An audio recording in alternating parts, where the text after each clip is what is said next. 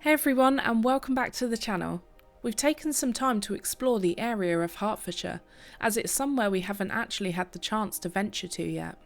So though today in ruins, we are able to trace back the dramatic earthworks and stone remains of what was once a thriving medieval palace, with almost 1,000 years worth of history on this site. From its humble beginnings back in 1066, and right through its extensive expansion over the following years. Join us for a wander here at Berkhamsted Castle.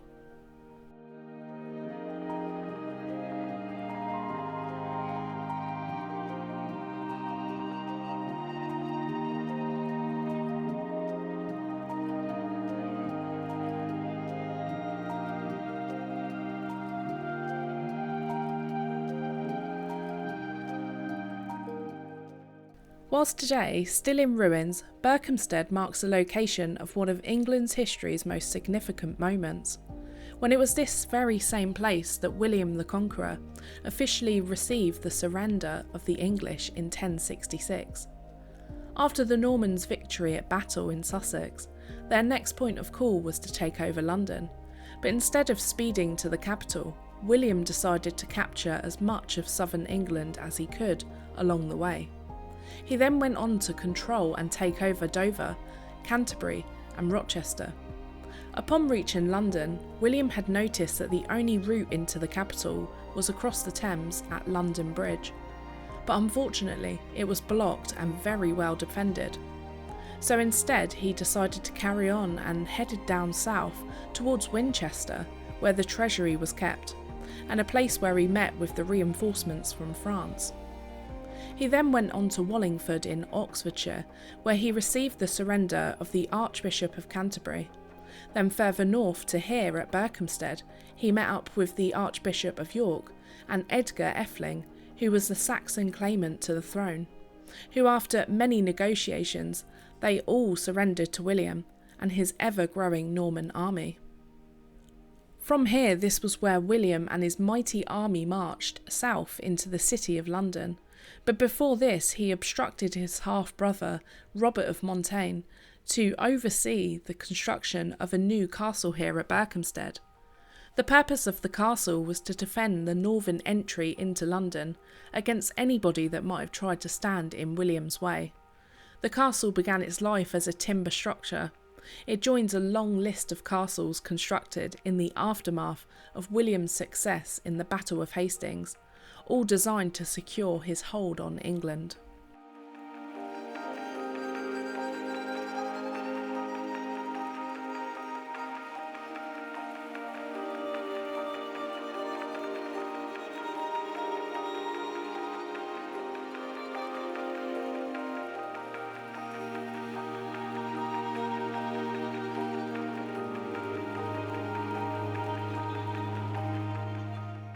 It was located in the strategically important area of Berkhamsted.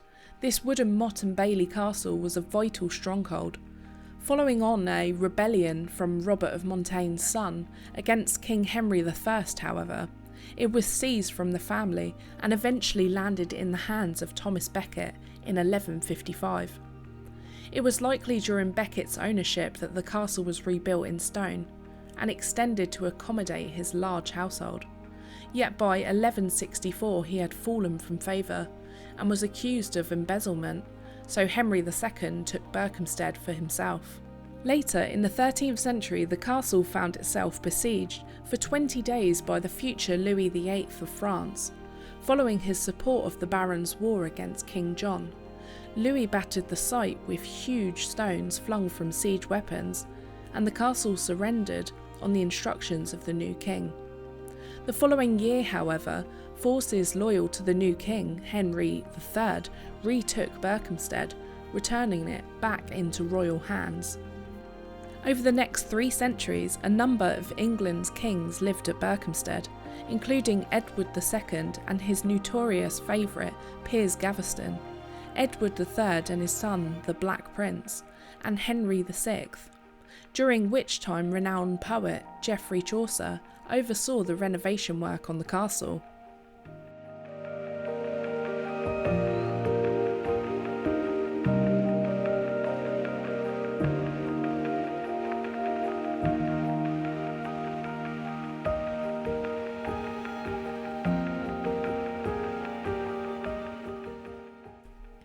By the late 15th century, Berkhamsted was significantly out of fashion, and after the death of its last occupant, it was abandoned, eventually falling into the ruin that it is today.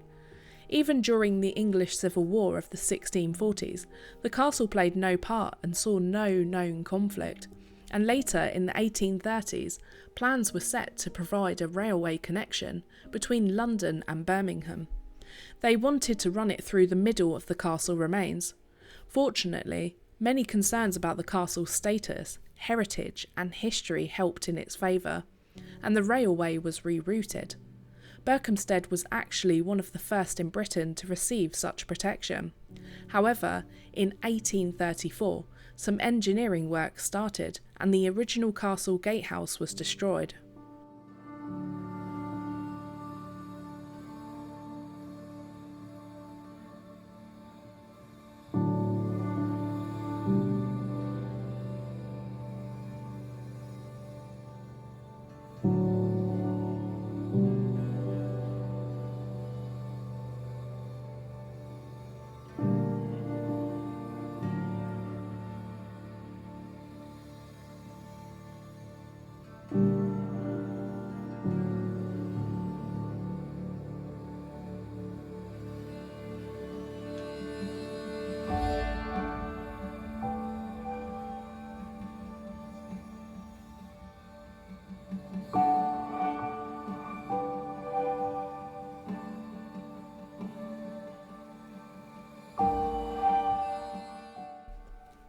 We make our way to the top of the motte, walking up a number of stone steps to really get a look over the once grand site of the castle grounds, and you can begin to see just how well fortified the structure was, and how they would have been able to defend themselves.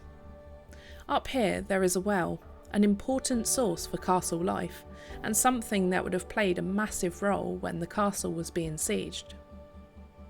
There is also another well down in the bailey. It is likely that the constable at the castle was aware of the approach of the hostile force of French mercenaries. He would have hastily arranged for plenty of food supplies to be brought in, such as bread, cheese, eggs and meat. The wells in the bailey and on the top of the motte provided an overflowing amount of water, and they would have hunkered down, ready for the attack.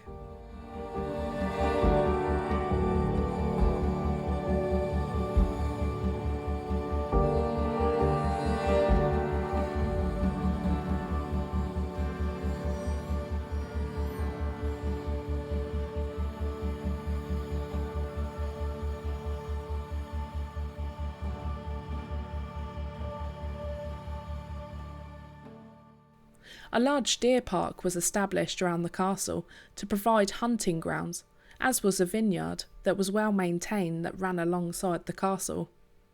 Upon some excavations done to the site, a crossbow was found in the mud of the inner ditch of the castle, which they presume would have dated from the siege in 1216. The earthworks themselves are also very impressive. You can walk the entire circuit, and it really does make for a nice walk, and you get a great overview of the inner moat and see where it would have once been full of water.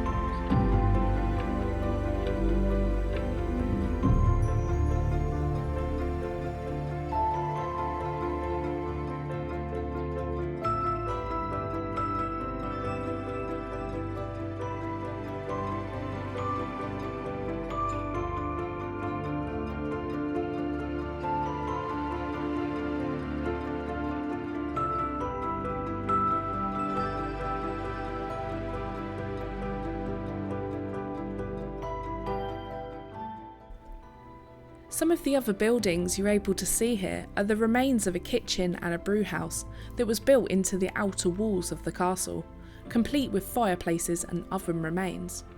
Another building that we walk around are the ruins of the royal apartments, a place where the VIP guests would stay. It was Richard, the Earl of Cornwall, who built the grand apartments and made the building the administrative centre of his estates. Richard repaired and refurbished the castle and created a luxurious palace-like complex. It's quite hard to make out now as it is very ruinous, but this area was believed to have also had the chapel and an undercroft of a grand chamber surrounding the apartments.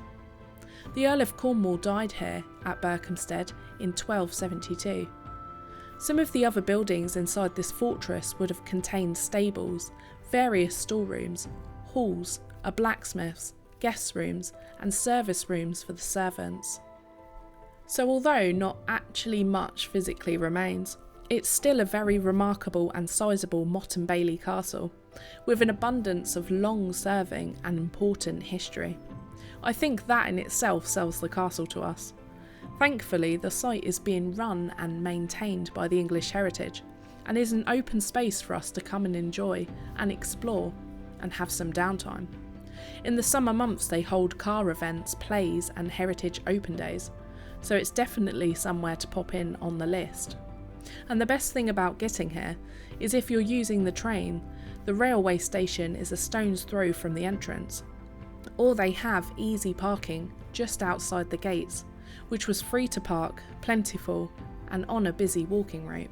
We've enjoyed our visit, learning some more English history and also having a great walkabout outside in these beautiful green spaces. We've got lots planned for future visits and plenty, and I mean plenty, more places to pin. So please be sure to hit that like button, consider supporting our Patreons so we can travel further, and subscribe to the channel if you haven't already. Thank you all for watching, and thank you to our Patreons for their support. We'll see you in the next one. Till next time.